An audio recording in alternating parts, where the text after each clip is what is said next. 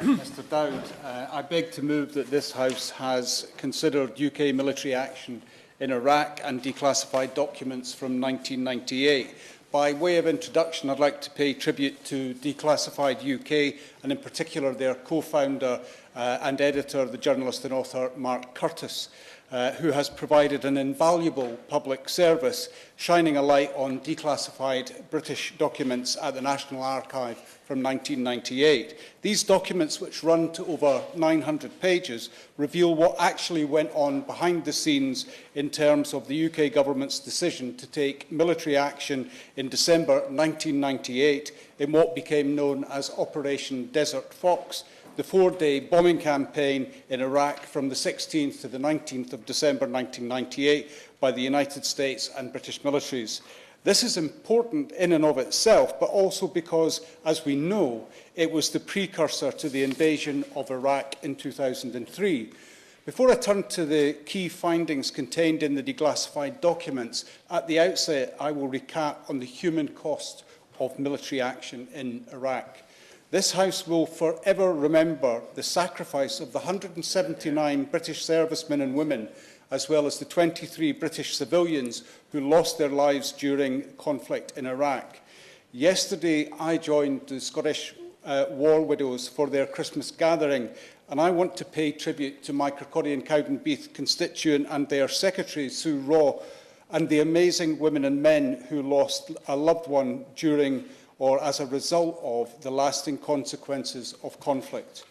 In addition to this, there is also the horrific human cost of the war in Iraq. A research study published in The Lancet in 2006 estimated that over 655,000 Iraqis had died as a consequence of recent wars. In November 2006, the United Nations High Commissioner for Refugees reported that 1.8 million Iraqis had been displaced to neighbouring countries and 1.6 million Iraqis were displaced internally. As recently as March 2023, the Watson Institute at Brown's University estimated that 1.1 million Iraqis were still displaced internally or live as refugees abroad. According to an April 2014 Guardian report, the war cost the British taxpayer £9.6 billion. Doubts over the legality of the invasion of Iraq have done irreparable reputational damage to the Western world, including the United Kingdom, throughout the Middle East and among Muslim populations both at home and abroad. I will now turn to the key findings from the declassified documents in relation to discussions involving and advice given by the then Foreign Office Legal Advisor, the Solicitor General, the Chief of the Defence Staff, the Attorney General and the Deputy Secretary for Defence and Overseas Affairs. On the 12th of February 1998, the Foreign Office's legal advisor, Sir Franklin Bremen, wrote to his department's senior civil servant, and I quote, said, "The only valid claim to employ force in this case is under the authority of the Security Council.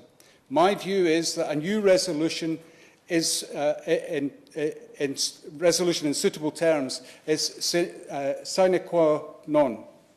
He added, "The Ministerial Code requires ministers to comply with the law, including international law. I cannot believe that ministers would wish to order British servicemen into action unless their legal advisors were able to assure them that it was legally justifiable." The then Prime Minister Tony Blair was again told of the Foreign Office view 2 days later, on the 14th of February, in a meeting with the then Solicitor General for England and Wales, the now Lord Faulkner. Referring to the UK's invasion of Egypt over Suez, Lord Faulkner told Tony Blair that in the Foreign Office, and I quote, "Some lawyers argued very strongly that it would be the first time since 1956 that the UK had used force without the backing of a Security Council resolution. Some lawyers might feel strongly enough to resign." Lord Faulkner stated this since they might be expected to implement decisions, as he said, that they believed were incompatible with international law. 5 days later, on the 19th of February, the Prime Minister, Tony Blair, the Foreign Secretary, Robin Cook, and the Defence Secretary, now Lord Robertson, attended a briefing by Chief of the Defence Staff, Sir Charles Guthrie, and Air Marshal John Day on, and I quote, targeting plans for operations against Iraq. The minutes note that the Chief of the Defence Staff mentioned that he was worried about the legal side. He hoped this could be sorted quickly. The minutes then state the Prime Minister, Tony Blair, noted that the legal advice was that securing another Security Council resolution was preferable. It added, the Prime Minister concluded that he did not want to have anything depending on securing a further resolution. What on earth did he mean by anything? What exactly had he committed to? We know that Tony Blair had been told by then in a communication entitled The Legal Use of Force from Michael Pakenham, Deputy Director for Defence and Overseas Affairs, to John Holmes, the Principal Private Secretary to the Prime Minister, that a further resolution was essential, not preferable. Tony Blair's statement in the minutes of the meeting with the Chief of the Defence Staff implies that he would be prepared to use military force without such a resolution. That is unlawful, yet that is exactly what happened as events transpired. One note in the bundle of papers, which is undated but likely to be from February 1998, appears to be from officials in advance of a meeting between Tony Blair and Attorney General John Morris. This note suggests that Tony Blair pressed Morris to legally justify the use of force. The speaking notes for the Prime Minister's Iraq, the legal position, references Morris's memo of the 14th of November 1997, and that it helpfully indicated there could be exceptional circumstances in which the use of force could be justified without a Security Council statement. It then says, I trust that you can confirm now that my description of what would constitute exceptional circumstances is correct. However, Morris's memo clearly states the following. Such a situation has not yet arisen, and even in such extreme circumstances, the UK could expect to be questioned closely about the legal basis for its resort to military force. The government would need to have the strongest factual grounds for such an action. This advice from Attorney General John Morris makes it clear that a Security Council statement was an essential precondition to using force.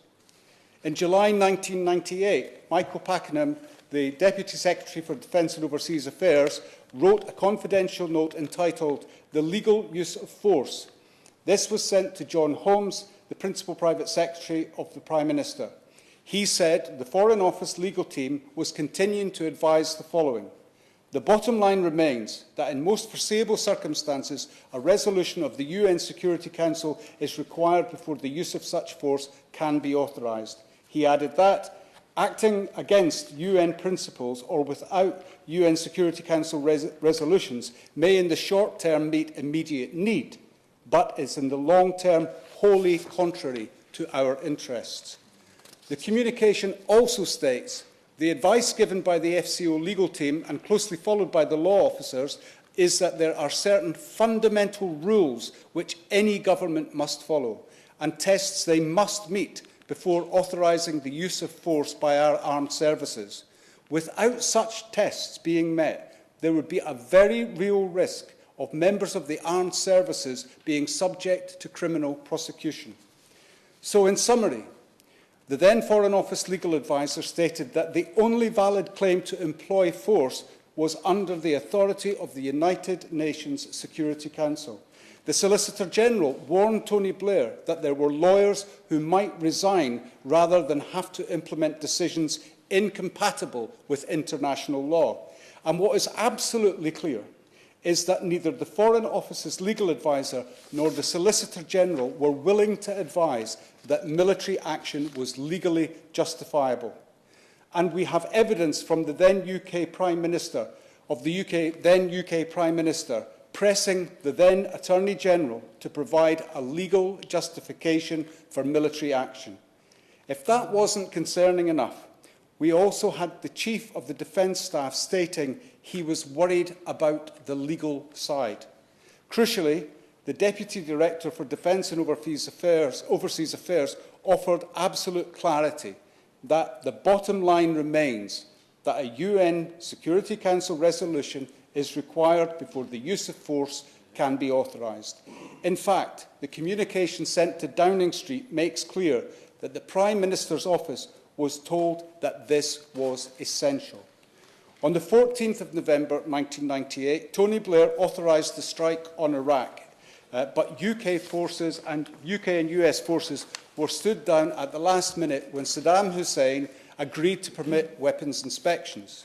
Just before Iraq's climb down, Tony Blair held a meeting with the Foreign Secretary, Robin Cook, Defence Secretary, now Lord Robertson, and the Chief of Defence Staff, Charles Guthrie, in which he affirmed, and I quote, "The time had now come for military action to be taken against Iraq."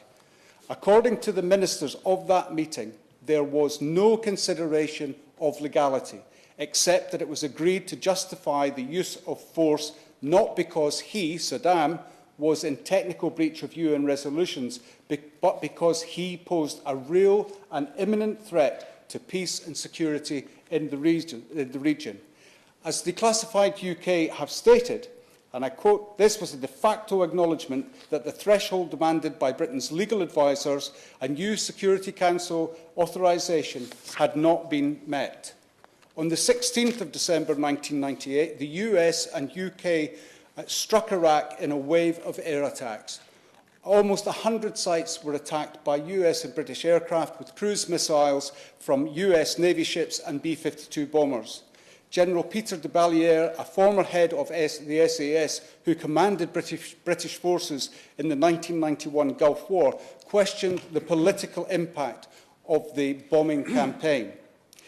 It is clear from these declassified documents that Tony Blair misled Parliament.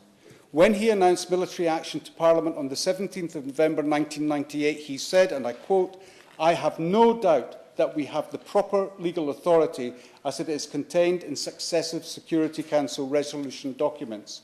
But this was clearly misleading, as he had been consistently advised by the Solicitor General, by the Attorney General, by the Foreign Office Legal Advisor and by the Deputy Secretary of the Defence and Overseas Affairs that further UN authorisation was required for the use of force.